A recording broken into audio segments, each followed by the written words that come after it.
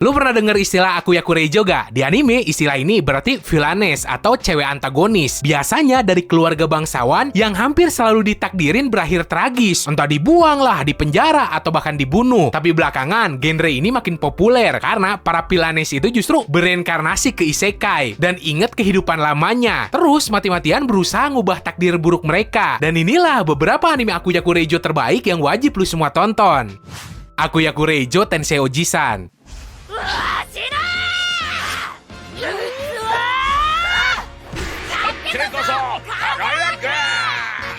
Di kehidupan aslinya, Kenzaburo Tondabayashi adalah seorang bapak-bapak usia 52 tahun yang kerja sebagai pegawai negeri. Suatu hari, dia ngalamin kecelakaan sampai koma. Tapi bukannya sadar di rumah sakit, jiwanya malah pindah ke tubuh cewek bernama Grace, Akuyakureijo di game otome favorit putrinya. Yang lebih unik lagi, putrinya ternyata masih bisa lihat dunia game itu lewat layar TV. Jadi sesekali dia bisa ikut campur dan bantu sang ayah biar tetap selamat dari berbagai kejadian berbahaya. Masalahnya, si Kenzaburo sama sekali kagak cocok jadi Akuyakureijo. Bukannya arogan dan suka ngebully orang, dia malah punya sikap kalem lah, sopan, dan penuh wibawa kayak om-om yang baik hati. Berbekal pengalaman puluhan tahun kerja jadi pegawai negeri, ditambah etika yang rapi dan naluri sebagai seorang ayah, si Kenzaburo berhasil nyelesain berbagai konflik tanpa harus bertengkar. Dia juga dengan mudah ngadepin intrik politik di akademi. Sikapnya yang dewasa dan elegan itu justru bikin semua orang salah paham. Para murid sampai karakter-karakter utama yang lain, bahkan sang hero ini sendiri malah semakin kagum dan ngehormatinnya. Bukannya dibenci kayak Akuyakureijo pada umumnya, si Grace malah dikenal sebagai sosok bangsawan yang anggun dan luar biasa.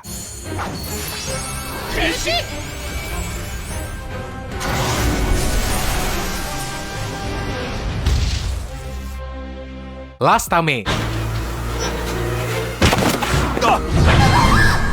Jadi ada cewek namanya Pride Royal Ivy. Di rute aslinya, di manusia sadis banget. Menjarain adik ceweknya lah, sampai ngeperbudak saudara tirinya. Bahkan tunangannya pun dikurung kayak binatang. Nah, untungnya pas umur 8 tahun, tiba-tiba si Pride inget kehidupan lamanya sebagai penggemar game otome Ray of Light. Ironisnya, di kehidupan sebelumnya, cewek ini meninggal pas mau mainin game itu lagi. Terus bereinkarnasi jadi karakter final boss, sekaligus putri pertama kerajaan Frisia tersebut. Karena udah tahu semua alur cerita game, si Pride seolah bisa nebak masa depan. Orang-orang di sekitarnya pun ngira kalau dia punya kemampuan ngelihat masa depan tersebut. Tapi beda sama versi asli di gamenya yang kejamnya keterlaluan. Si Pride yang sekarang kagak mau nyiksa siapapun. Dia justru berusaha ngelindungin adik perempuannya, saudara angkatnya, dan semua orang yang dia sayangin. Cuma si Pride terus dihantuin mimpi buruk tentang semua kekejaman yang dilakuin oleh versi dirinya di timeline asli. Karena itulah dia bertekad ngubah jalan cerita, ngelindungin keluarganya dan bikin kerajaannya jadi tempat yang lebih baik. Tapi dibalik semua itu, si Pride sadar kalau takdirnya tetap mengerikan. Suatu hari nanti dia harusnya dibunuh oleh para tokoh utama di game. Makanya dia selalu nyuruh orang yang baru direkrutnya buat ngebunuh dia kalau suatu saat si Pride tiba-tiba berubah jadi ratu jahat lagi.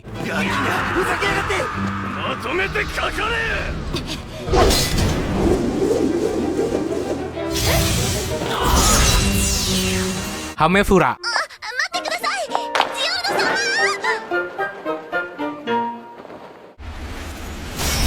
Katarina Claes, anak seorang duk yang manja banget, suatu hari jatuh pas umur 8 tahun. Gara-gara itu, dia tiba-tiba inget kehidupan lamanya sebagai cewek remaja yang hobi main game. Saat itulah dia sadar kalau sekarang nih cewek bereinkarnasi jadi Akuyakureijo di game favoritnya, Fortune Lover. Masalahnya, nasib karakter ini parah banget. Di semua rute cerita, si Katarina pasti endingnya diasingin atau malah dibunuh kalau kena bad ending. Kagak mau mati sia-sia, si Katarina langsung bikin berbagai strategi buat ngubah takdirnya. Dia mulai ninggalin sifat jahatnya, tapi justru disitulah semuanya jadi kacau karena terlalu baik sama adik tirinya lah, tunangan, sampai karakter-karakter lain. Alur cerita game berubah total. Bukannya jadi villain, baik karakter cowok ataupun cewek sama-sama jatuh cinta sama dia dan rela bersaing demi bisa dapat perhatian si Katarina.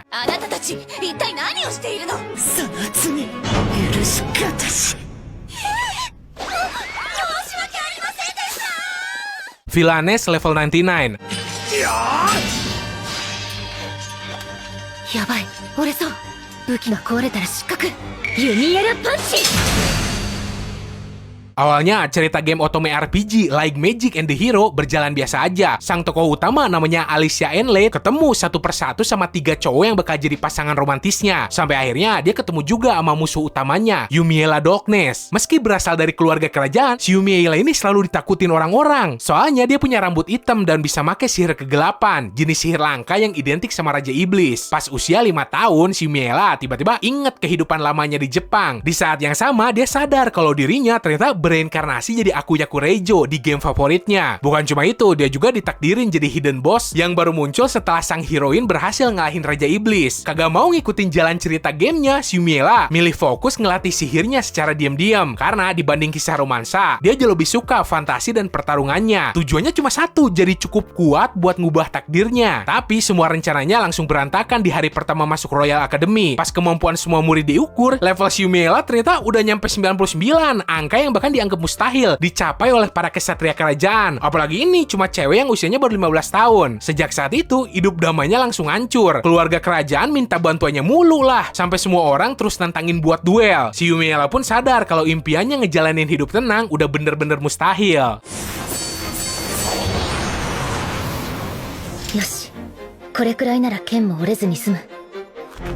棄権します。 Akuya Kureijo Nanode Last Boss wo katememashita.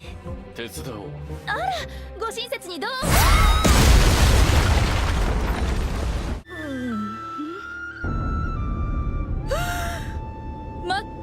待って。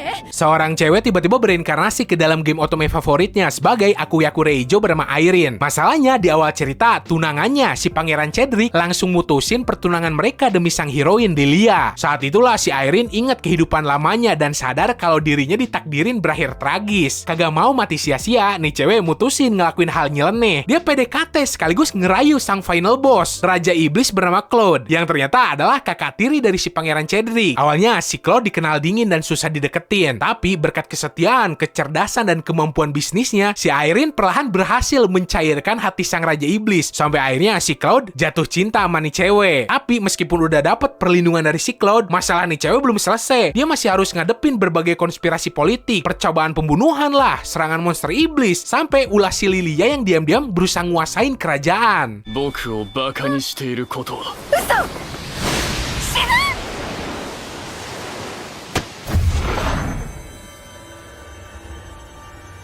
Jiso Akuya Kureijo na Konyakusha no Kansatsuki Roku. お肉は多少ついてるかもしれませんが、美味しくありませんから食べないでくださいませ。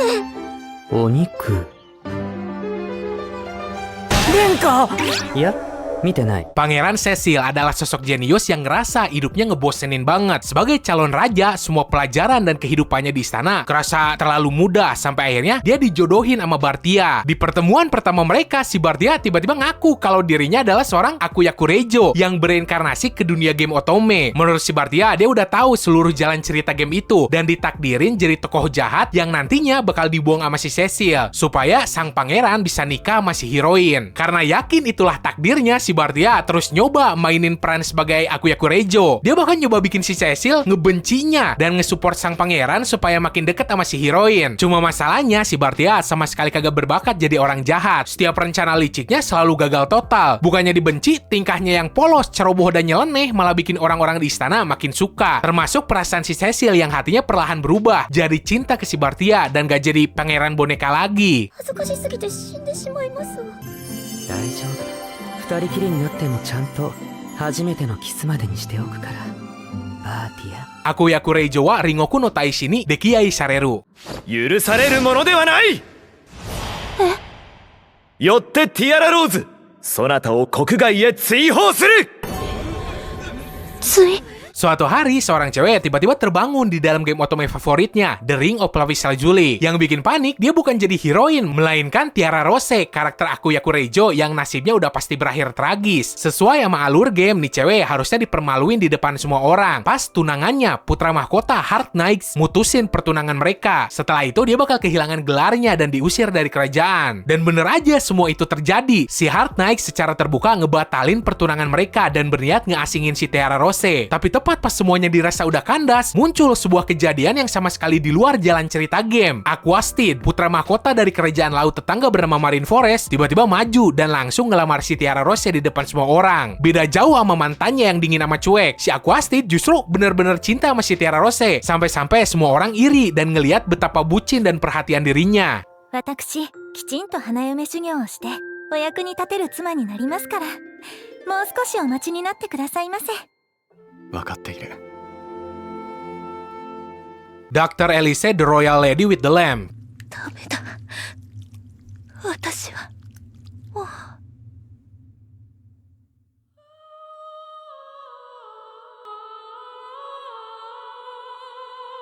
Di kehidupan pertamanya, seorang cewek bernama Elise de Clarence dikenal sebagai bangsawan yang egois, kejam, dan haus kekuasaan. Semua keputusan buruk yang dia buat nyeret kerajaannya ke dalam kekacauan, ngehancurin keluarganya sendirilah, sampai akhirnya bikin dirinya dijatuhin hukuman mati sama pangeran yang dia cintain sendiri. Tapi ternyata kisah si Elise belum benar-benar berakhir. Setelah meninggal, dia bereinkarnasi ke dunia modern sebagai seorang cewek bernama Aoi Takamoto. Ngebawa penyesalan dari kehidupan sebelumnya, si Elise bertekad nebus semua dosanya dengan jadi dokter bedah terbaik di dunia dan nyelamatin sebanyak mungkin nyawa orang lain. Tapi takdir kayaknya iseng terus ke dia. Setelah tewas dalam kecelakaan pesawat, bangun lagi di tubuh si Elise 10 tahun sebelum hari eksekusinya. Kali ini si Elise punya kesempatan kedua buat ngubah segalanya. Berbekal pengetahuan medis dari dunia modern, dia mulai nyelamatin pasien yang harusnya meninggal, ngerawat korban perang lah, sampai ngeperbaikin sistem pengobatan di kerajaan. Si Elise akhirnya dikenal dengan julukan The Lady with the Lamp, kayak Florence Nightingale. Perlahan Pangeran Linden yang sebelumnya ngejatuhin hukuman mati ke dia, jatuh hati sama nih cewek. Hubungan mereka pun mulai berubah. Takdir yang dulu berakhir dengan hukuman mati, kini berubah jadi kesempatan kedua buat ngeperbaikin masa lalu, dan mungkin numbuhin cinta yang baru. あのまま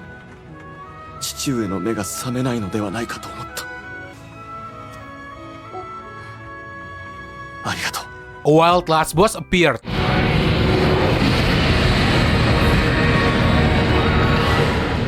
さすがだ。これほどの手応えは。 Tokoh utamanya adalah seorang gamer yang dulunya dikenal sebagai pemain nomor 1 di MMORPG X-Gate Online. Suatu hari, dia nerima undangan misterius dari sang dewi di dalam game tersebut. Tanpa diduga, dia benar-benar pindah ke dunia game dan terbangun di tubuh Lufas Mapal, penguasa legendaris yang punya kekuatan yang nyaris kagak masuk akal. Tapi ceritanya bener-bener beda. Si Lufas ini ternyata sosok yang emang beneran ada, dan dulu jadi penguasa dunia. Si gamer tadi masuk ke raganya si Lufas setelah kerajaan di dunia ini make ritual pemanggilan. Nah, si Lufas kan punya 12 monster terkuat yang dikenal sebagai 12 Heavenly Stars. Semua monster itu udah berevolusi jadi makhluk berbentuk manusia dan setia banget sama dirinya. Cuma karena udah pisah lama banget, mereka jadi kepencar di seluruh penjuru dunia. Salah satu tujuan utama si Lufas adalah ngumpulin kembali para bawahannya.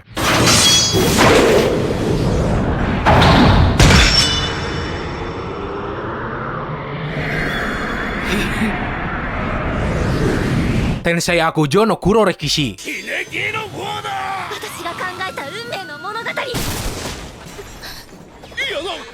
が今書き直す。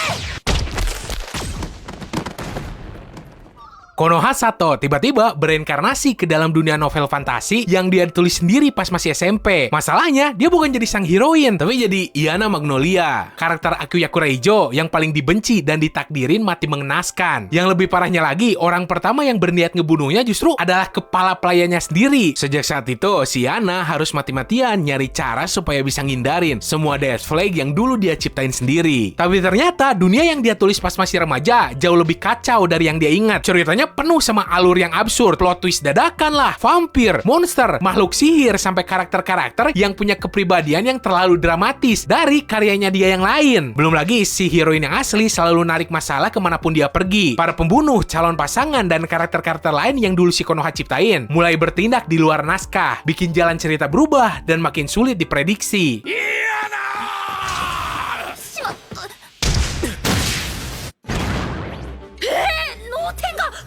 Oke, segitu aja buat hari ini. Seandainya ada anime Akuya Kureijo lain yang belum gua masukin ke daftar, lu bisa komen aja di bawah. So, semoga lo enjoy dan bisa nambah daftar tontonan anime lo. Sekian dari gua, sorry kalau salah kata. Bye!